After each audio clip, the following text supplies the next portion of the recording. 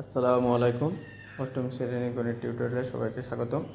আরও একবার হাজির হয়ে গেলাম সপ্তম অধ্যায় নিয়ে, বৃত্তের খুঁটিনাটি।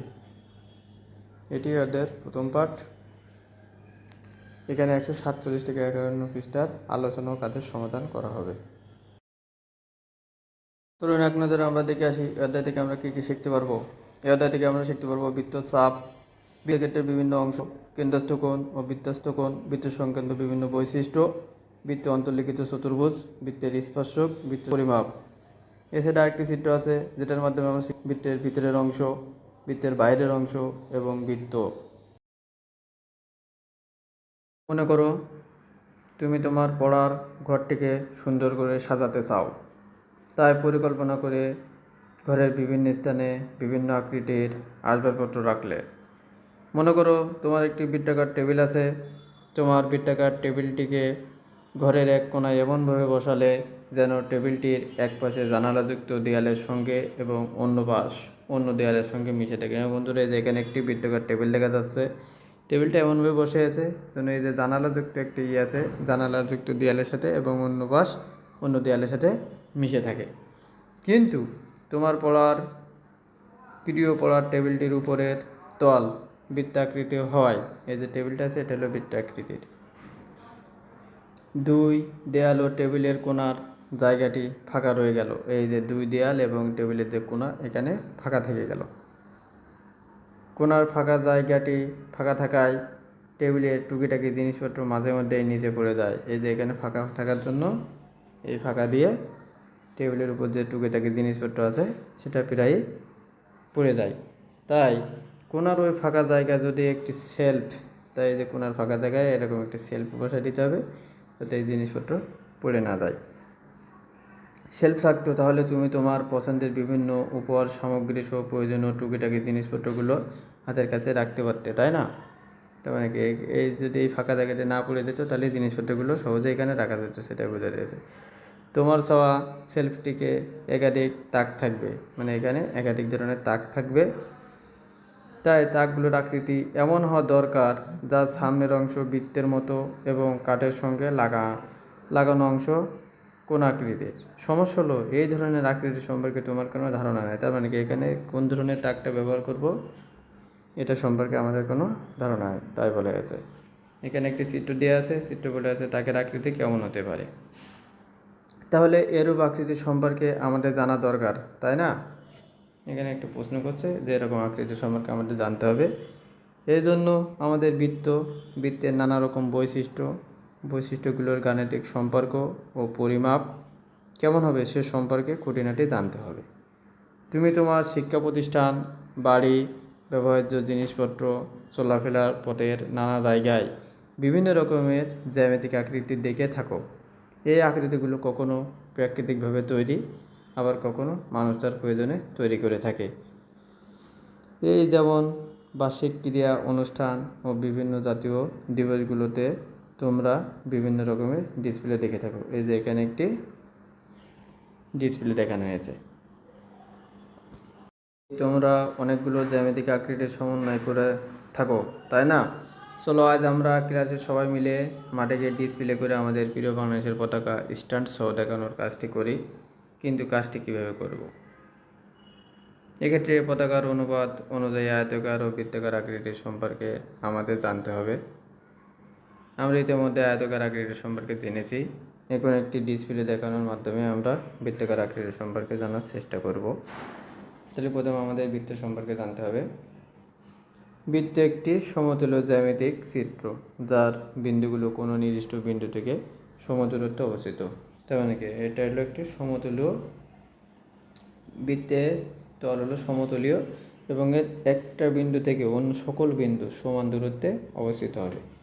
আর এই নির্দিষ্ট বিন্দু থেকে সমদূরত্ব বজায় রেখে কোনো বিন্দু যে আবদ্ধ পথ চিহ্নিত করে তাকেই বৃত্ত বলে। এই নির্দিষ্ট বিন্দুটিকে বলা হয় কেন্দ্র এবং কেন্দ্র থেকে বৃত্তস্থ কোনো বিন্দুর দূরত্বকে বৃত্তটির ব্যাসার্ধ বলে। আমরা এখন একটা বৃত্ত দেখার চেষ্টা করব।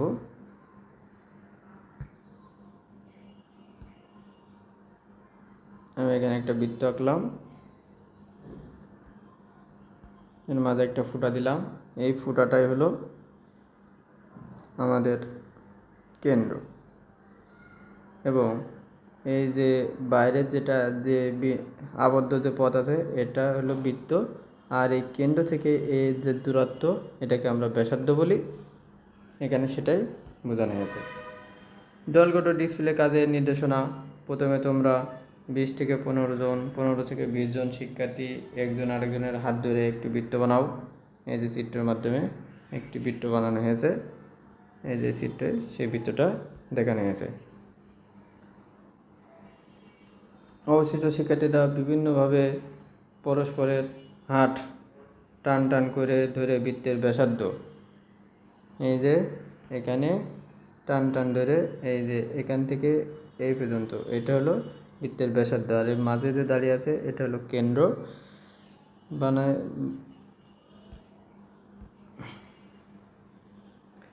যে অন্যান্য বৈশিষ্ট্যগুলো প্রদর্শনের মাধ্যমে তৈরি করো। নিজেদের মধ্যে আলোচনা করে জানার চেষ্টা করো বৃত্তের কোন কোন তথ্যগুলো তোমরা তৈরি করলে এবং তথ্যগুলোর মধ্যকার পারস্পরিক সম্পর্ক কী হতে পারে। প্রয়োজনে বিষয় শিক্ষকের সঙ্গে কথা বলে জেনে নাও। এবার স্ট্যান্ড ঝটপট আমাদের প্রিয় পতাকাটি ডিসপ্লে করো।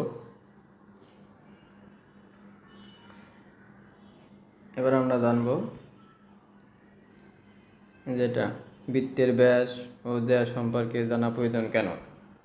পাশের ছবিটিতে দেখো, কিছু অনুধাবন করতে পারছো কি? ভেবে দেখো তো, বালতিটির হাতলটি কেন বালতিটির বৃত্তাকার খোলা মুখের ব্যাস বরাবর দুই প্রান্তে আটকানো থাকে? যদি তা না হতো তবে কি কোনো সমস্যা হতো? বালতিটিতে হাতল না থাকলে পানিপূর্ণ বালতি তুমি দুই হাতে সাধারণত কোথায় ধরে এক জায়গা থেকে আরেক জায়গায় নিতে?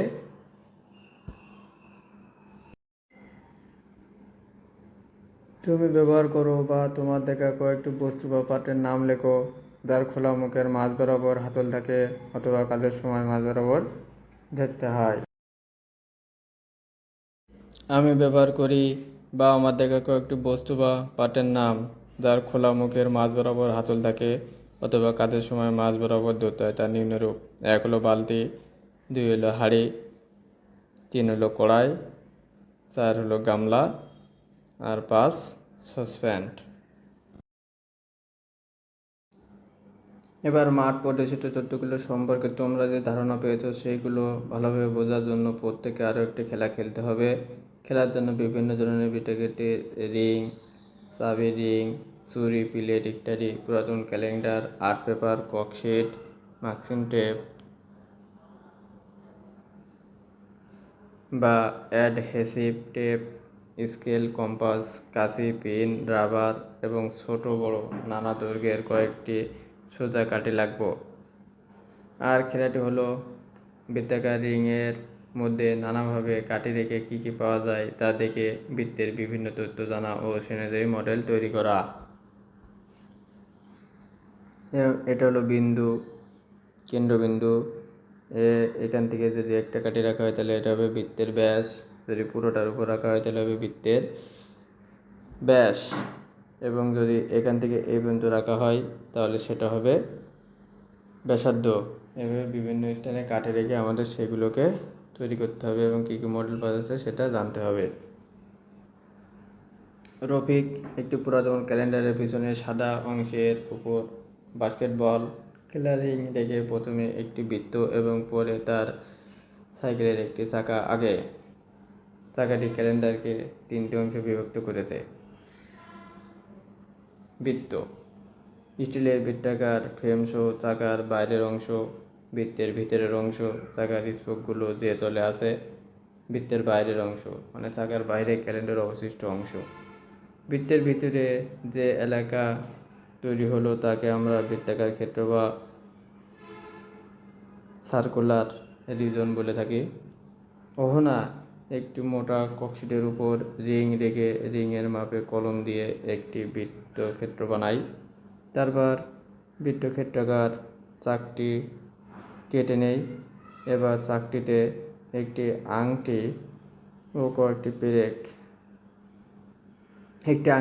পেরেক লাগিয়ে আটকে পাশের ছবির মতো তৈরি করে সে মনে মনে ঠিক করে এটি দেয়ালে টাঙিয়ে ঘরের চাবিগুলো ঝুলিয়ে রাখবে, যেন চাবিগুলো না হারায়। একটি বৃত্ত তৈরি করে বৃত্ত ঠিকই বানাতে পেরেছে, কিন্তু কেন্দ্র চিহ্নিত করতে পারলো না। তোমরা তো জানো একটি বৃত্তের কেন্দ্র কীভাবে নির্ণয় করা যায়। অমিয়াও কাগজটি কেটে বৃত্তাকার ক্ষেত্র আলাদা করে এবং সমান দুই ভাঁজ করে কেন্দ্র চিহ্নিত করে। এবার বৃত্তাকার কাগজের উপর রিংটি রেখে এর ভিতরের বিভিন্ন দৈর্ঘ্য সোজা কাঠিগুলো চিত্রের মধ্যে বসিয়ে কাঠিগুলো দুই মাথা টেপ দ্বারা আটকে দেয় এবং কাঠির মাথাগুলো এ বি সি ডি ও ই দ্বারা চিহ্নিত করে। কাঠিগুলোর এক মাথা এ বিন্দুতে এবং অপর মাথা যথাক্রমে বি সি ডি ও ই বিন্দুগুলোর সঙ্গে যুক্ত হয়। A B, A C, A D ও এ ই সরল রেখাগুলোর মতো উৎপন্ন করে। এদের মধ্যে একটি কাঠি এসি আবার কেন্দ্র দিয়ে যায় এবং আরেকটি কাঠি পি কিউ বেশ ছোট, যা বৃত্তক্ষেত্রের মধ্যে রয়েছে। এটি বৃত্তকে স্পর্শ করেনি। অমিয়া এবার স্কেল দিয়ে কাঠিগুলো মাপ নিয়ে মাপগুলো খাতায় লিখে ভেবে বলো তো কোন কাঠের দৈর্ঘ্য সবচেয়ে বেশি হবে। এবার স্কেল, কম্পাস, পেন্সিল ব্যবহার করে প্রত্যেকেই নিজ নিজ খাতার মডেলটি আঁকো।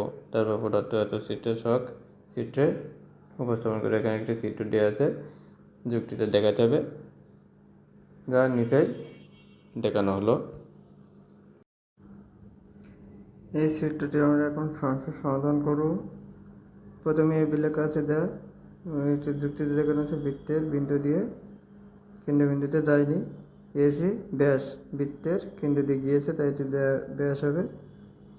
এডি এটি হবে যা, কারণ এটি বৃত্তের কেন্দ্র দিয়ে যায়নি। এই বৃত্তের ভিতরে অবস্থিত একটি রেখাংশ, যার একটি প্রান্ত বৃত্তকে স্পর্শ করলে অপর প্রান্ত বৃত্তকে স্পর্শ করেনি।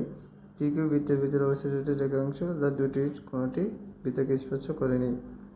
ব্যাস বৃত্তের একটি যা, কিন্তু বৃত্তের যে কোনো যাই ব্যাস নয়, আর বৃত্তের ব্যাস হলো বৃহত্তম যা।